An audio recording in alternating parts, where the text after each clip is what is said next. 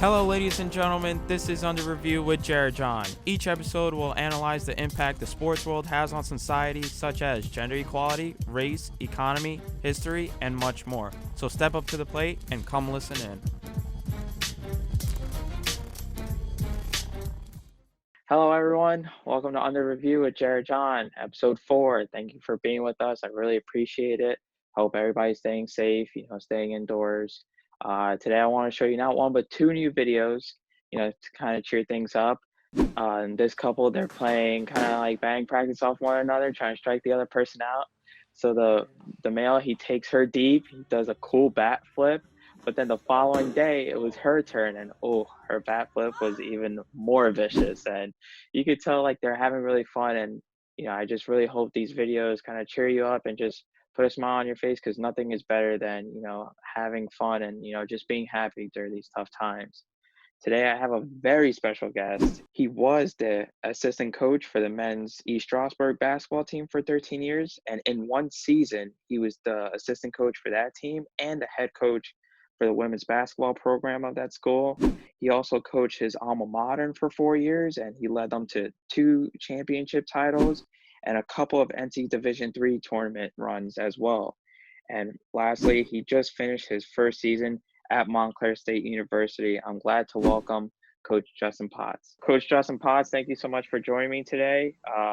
You're a really special guest because I've been wanting to have this conversation with you, because I feel like you're a unique coach in a way that when my mom saw you on TV, that one time I interviewed you, she was like, he's going to be a good coach. I don't know what's about him, but it's something about him. So I just want to say that first and foremost. Well, I appreciate you having me. And, as we've talked earlier, you're a member of our program, will always be a member of our program. And you did some remarkable things this year and a very bright future ahead. So I look forward to following the journey that lies ahead for you. Thank you, Coach. The first question, we'll get into it, is how did you get involved with the sport of basketball? I was pretty active as a young guy. I'm the youngest of 3.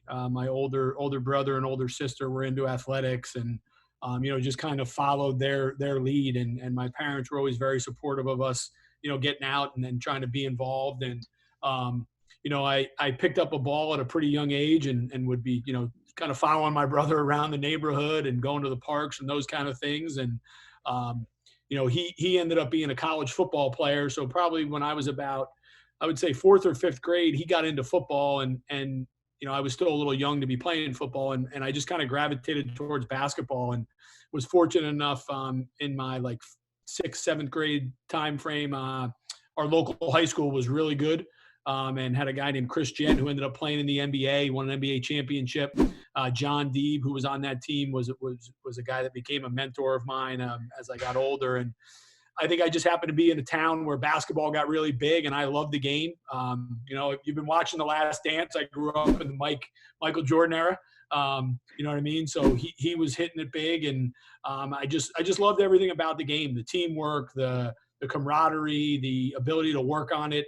On your own. I could just go out in my driveway, use a basketball. If I had a basket, great. If I didn't, I could still work on things. And, once I got, again, in that 6th, 7th grade range, I really started to love the game and just kind of progressed from there forward. Why did you want to be a coach? Was it instantly? Did you know right away, or was it kind of like a process, and why?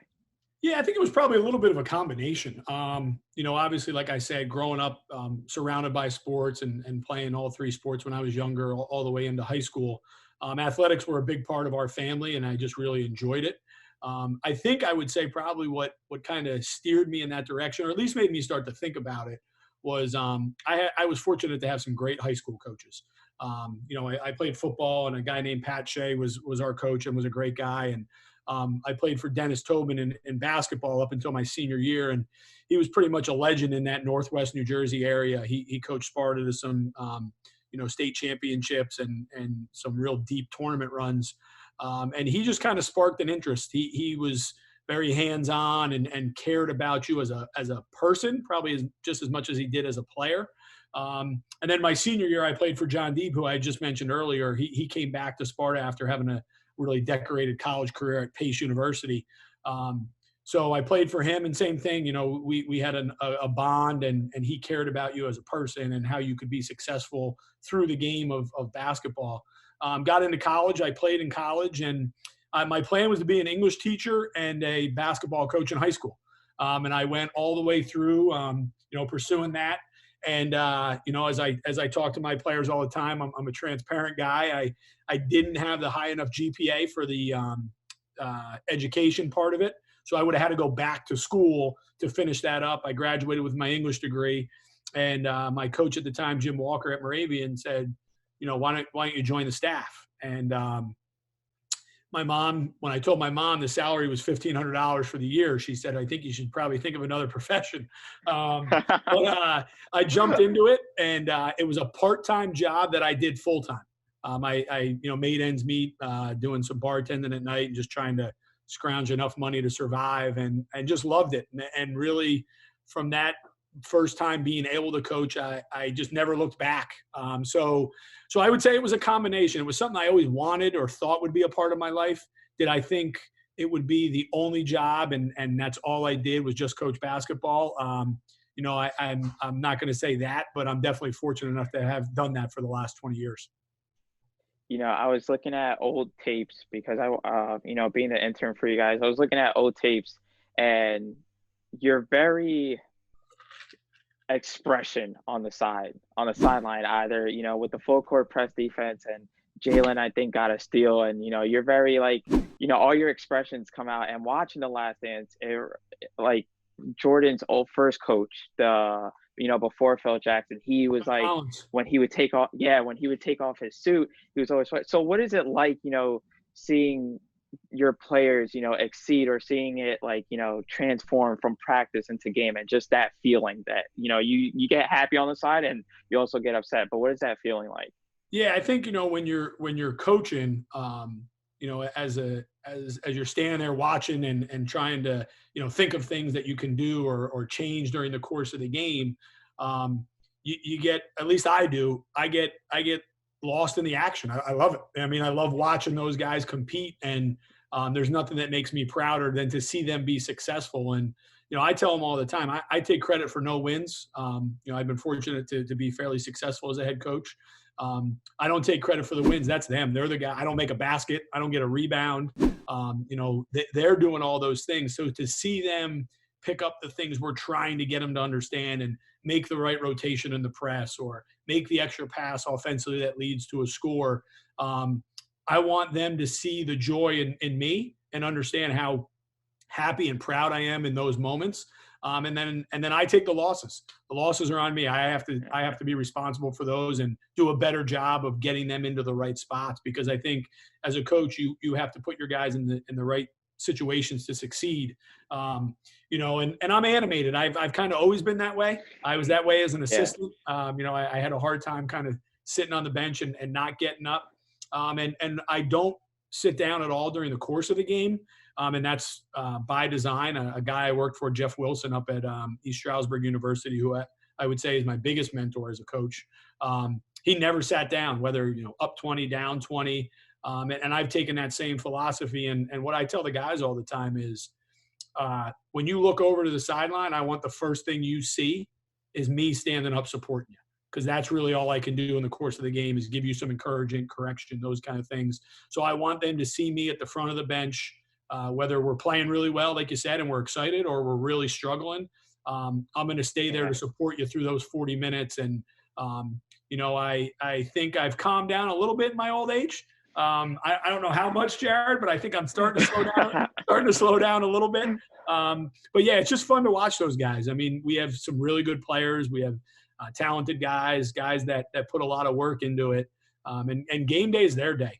It's not mine. So I want them to see how excited I am when they're, playing well, and then also see the pain sometimes that I know they're going through. I want to feel that with them as well. I've been a part of some great locker room speeches that I've heard you give, and you use basketball as not only like wins and losses, but you use it in such a life lesson. And can you just touch upon how basketball can relate to life and how you implement that through your coaching? Yeah, and I think to go where you started with the locker room. I mean, that's It's sacred. You know what I mean? I don't think people realize Yeah. that they look and see the games and, you come to Panzer and watch a game or, see us on the road and you obviously get to see the guys play and perform. But I think what makes being a part of a team so unique is those locker room experiences where, you have some great highs and you have some, enjoyable moments. You have some really tough ones, whether you lose at the buzzer or, lose a game that, you played really well and just didn't find a way. Um, those moments in the locker room are probably what I miss the most right now. Being able to be around the guys and just be a family and joke around with them and talk. And, I was fortunate again to play for some high school guys that could motivate you in the locker room and made you feel like you could go out and kind of run through a wall.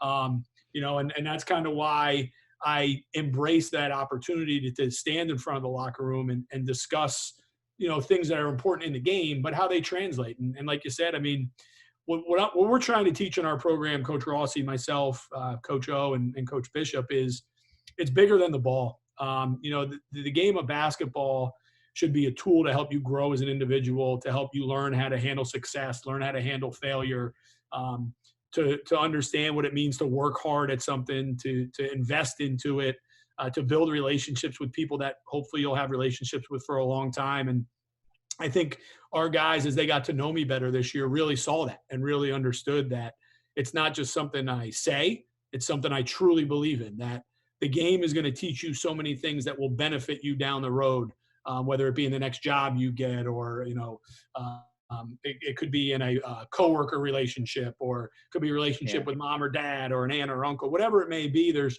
so many things that the game can teach you that you can't learn anywhere else. And I think what I hope as a coach is the guys that play for me, when they leave the program, they have an understanding of hard work. They have an understanding of being passionate about something. I think that's the one thing that they know about me is I love what I do, and I'm going to invest into it.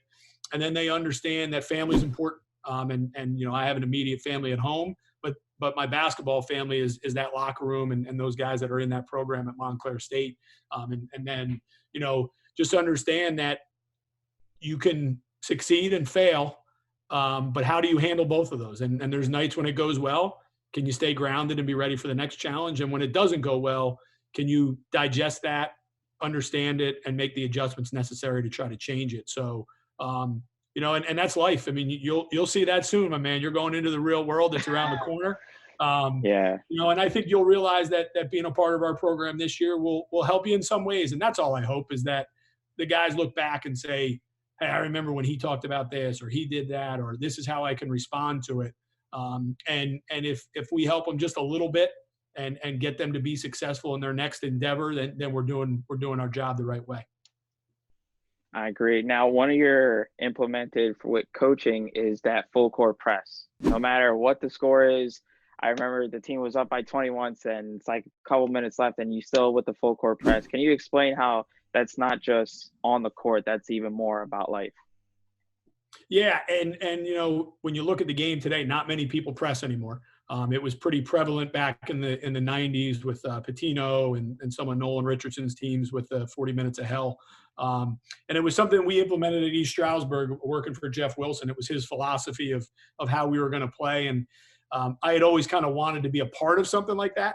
That style and up tempo really, really intrigued me.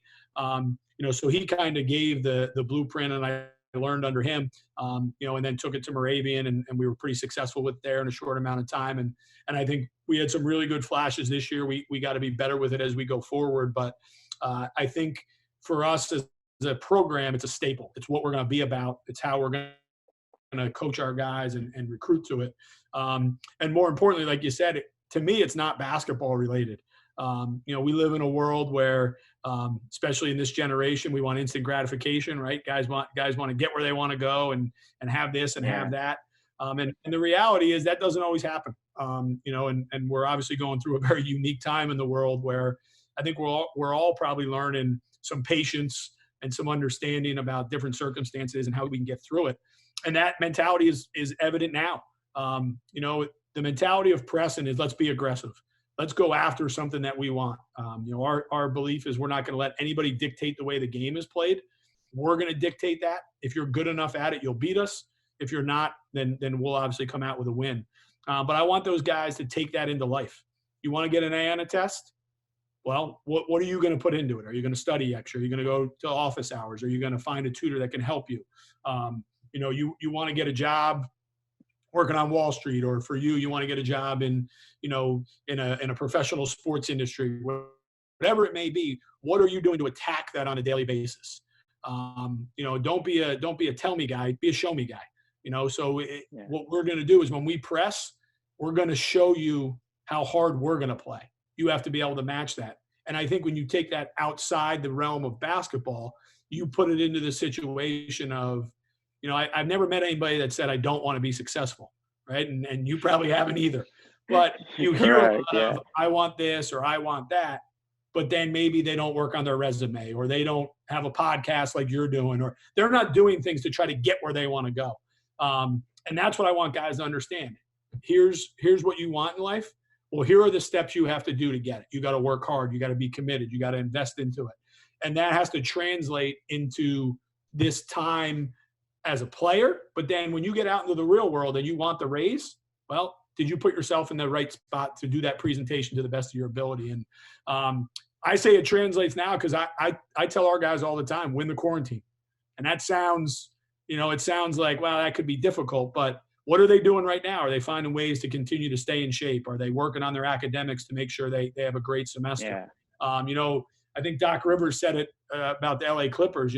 Somebody's going to come out of this time where we're in our houses and unable to do a lot of things we're used to doing. From an athletic standpoint, teams are going to come out a little bit better prepared than others. And I think our mentality at Montclair State is be the aggressor. I tell them all the time, chance favors the aggressor. So you want something in life, find a way to work and do all the things that you'll need to do to get there. And then if you don't get there, you don't need to look back and go, man, I wish I would have. And again, I think you're a great example of that. You put a lot of time into your craft. You're going to get where you want to go. And I think you understand the steps that it takes sometimes to get there. But if you're investing into it and attacking things, it gives you a better chance to succeed in something you want than going, well, hopefully that works out for me. And our mindset is we're not going to sit back in the half court and let you bring the fight to us, for a way to describe it. We're going to bring it to you. So we're going to extend it to 94 feet. And that's the same thing I want those guys to do in life is find things you want and chase it. Now, you have a unique relationship with, former players and with your current players. You talked about, when I first interviewed you, you talked about the story of how you have former players come the day before Thanksgiving and just have like a meal with you. What is that? How do you build that relationship? Because at the same time, you have to, make sure that you're a coach and you're on them hard. But it looks like that you're also a best friend to some of these people. Yeah, I think, the biggest thing for me in coaching is being real. And being, as I say, transparent all the time. I mean, I know that I don't have all the answers. And I think sometimes as coaches, we think we have to have all the answers, and that's not the case. So we're a relationship program. That's how I've always coached, even when I was an assistant. When I spent more time, obviously, recruiting and those kind of things, was to build the relationships. Coach Rossi's really good at that. Coach Owen, Coach Bishop as well. It's building the relationship with the person you're coaching and getting them to understand it's not about you making a basket. It's not about you, getting a steal or blocking a shot. It's how can we make you a better person by the time you leave this program?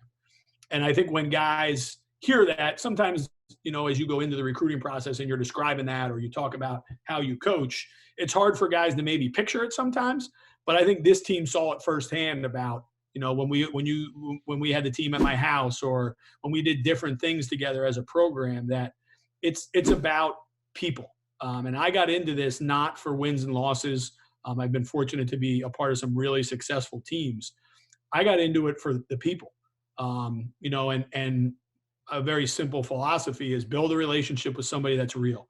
And you can only build a relationship that's real on trust. So we don't promise anything to anybody. I'm not going to say, hey, you're going to play 20 minutes a game and you're going to do this, you're going to do that. No, you're going to come in and work. And if you are, working hard enough and put yourself in the right spots, you'll find a way on the floor. But we're real, we're honest, we're transparent. And I think that allows us to build a foundation of a relationship where they trust us and they're willing to come in and say, "Hey, coach, I'm really struggling with this, or I, struggled on a paper I wrote on. How can I figure that out? Or I'm having some issues I got to take care of. Mom needs some help at home. Can we move practice around?" All those to me are things that are, you have to be adaptable as a coach, and you have to understand that every guy is different. So what we say all the time is everybody's got the same status. They're all Montclair State basketball players, but everybody's got a different role. Just like on the coaching staff, we have different roles. So, I think guys understand that have played for me that I have a genuine love for them, that this is not about Justin Potts. It has nothing to do with me. It's about making you live your dream. I'm living mine. I've lived it for 20 years, and I've been fortunate. I want guys that play in our program to go chase theirs. So for Eddie, that might be being a police officer. For JP, that might be, getting into the athletic training world. Yeah. For Nate and Jalen, it could be getting into, a Wall Street type situation or business or, any of those kind of things. I want guys to be able to live their dream. So we have to help fulfill that dream. And you can only do that with real relationships. And, I've been fortunate. I have former players stay with us in the summer, so they can get access to the gym and those kind of things. And, Yeah. I have a very loving and caring wife, and two young daughters who understand that, as we say, this is like a hotel.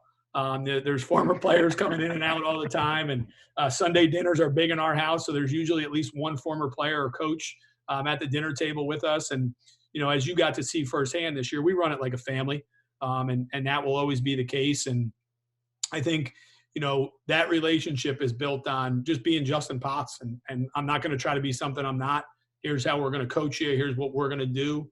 And then as guys get into that, they see the genuine love and care and understand that, as I tell them all the time, I'm going to coach them for 4 years in person, but I'm going to coach them for about 40 after that.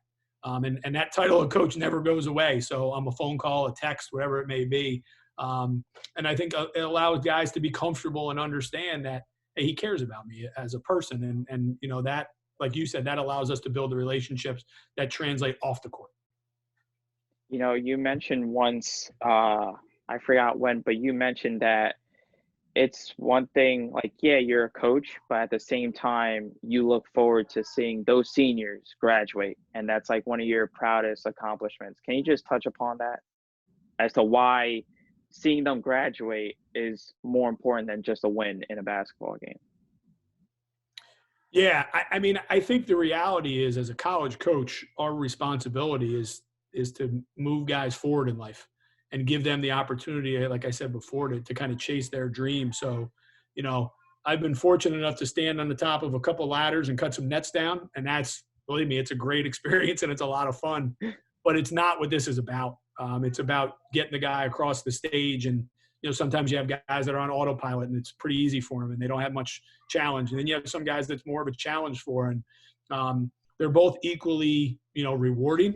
And, as we know now with the time we're in, the graduations may look a little different and could be something we haven't seen. But to see those guys get the diploma, to see those guys walk across the stage, whether it was East Stroudsburg, Moravian, or Montclair State, that's the most rewarding thing, because they came in with a plan, and they stuck to that plan. And as as a college student, that's not easy sometimes.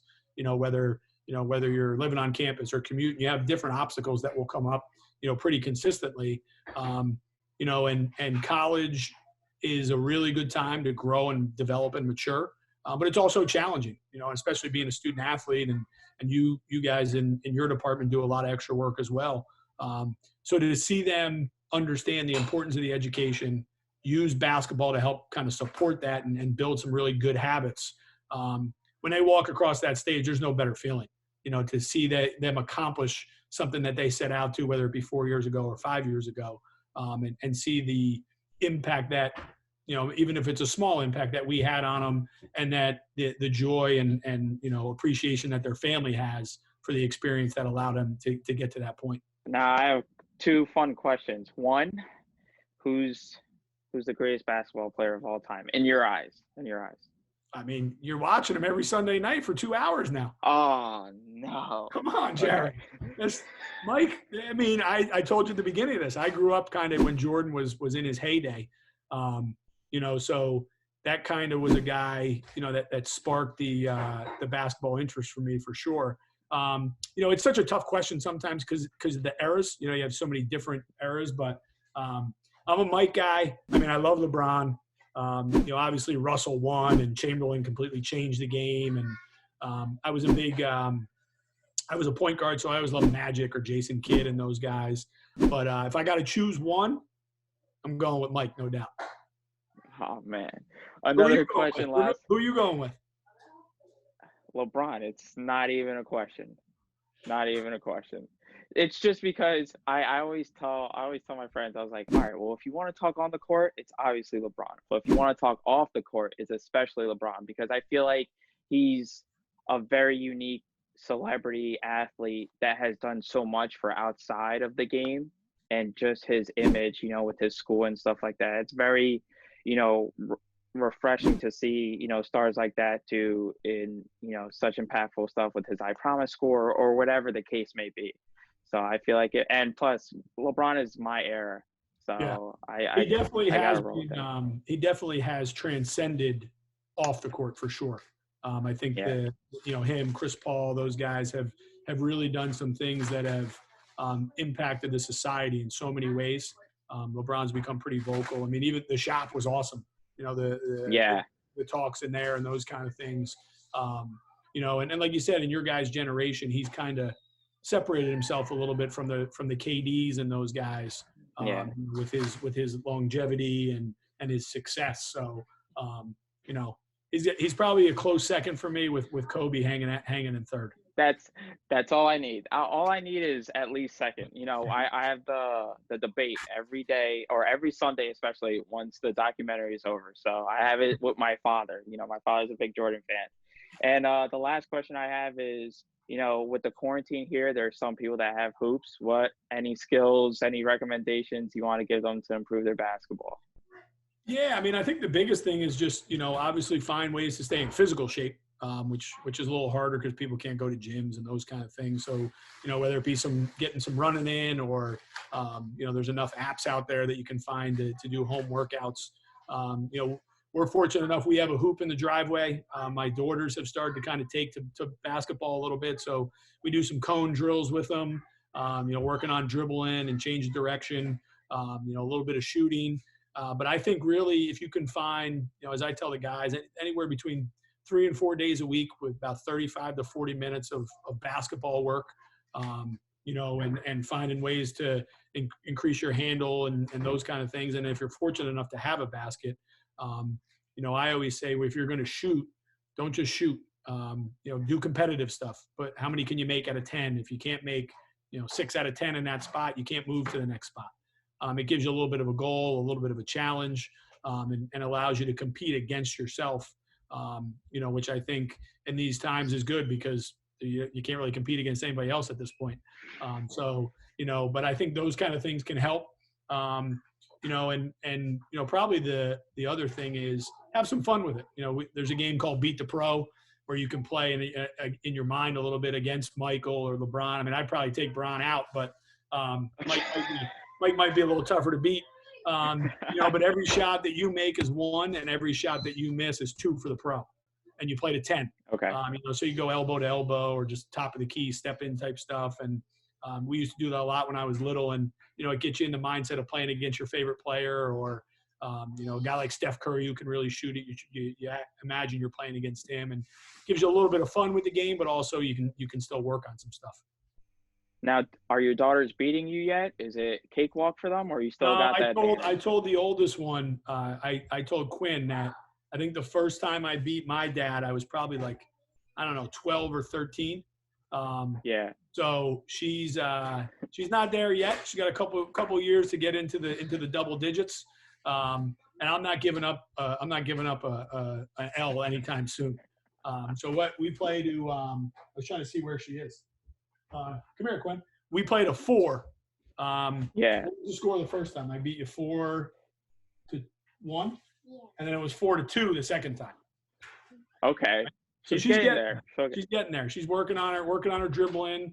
I got a pretty good shot, which does not come from me because I can't shoot a lick. So my wife is the Division I athlete in the family, so we're hoping that it comes from her. Awesome. And how do you like the new Montclair State logo? I love it. I'm a big fan. I'm Yeah. a big fan of the new hawk, but I really like the head.